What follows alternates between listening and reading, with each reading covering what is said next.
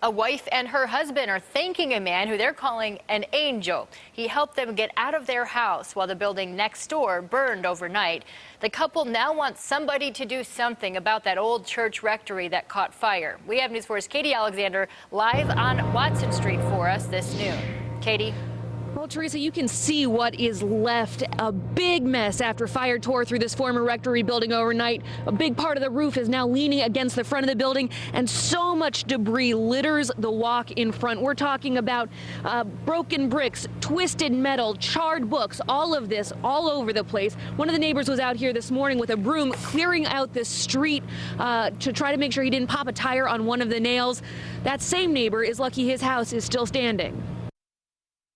But the fire department said they were going to save our house, and they did.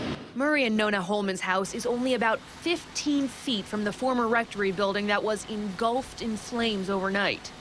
Big ball of fire. The fire commissioner says he's extremely proud of the firefighters who kept the flames from spreading to any of the nearby structures. Fire was contained to this initial building. I just want to congratulate the men and women of the department. They did a great job under difficult circumstances. The Holmans say they're grateful for the firefighters' efforts. And they're grateful to a stranger who they say got them out of their house safely.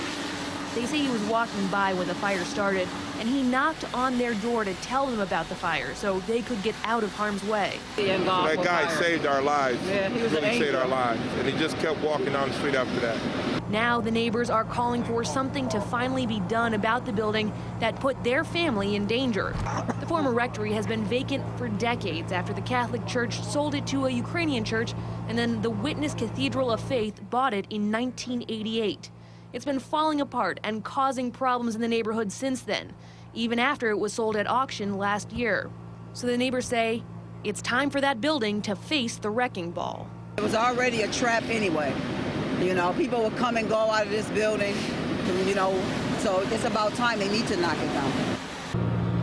Now, we are still waiting to hear back from the fire commissioner about whether this building will have to come down. He said crews were going to be coming out today to make the decision about what's next for this building, but he did say it appears the structure was compromised. Reporting live, Katie Alexander, News 4.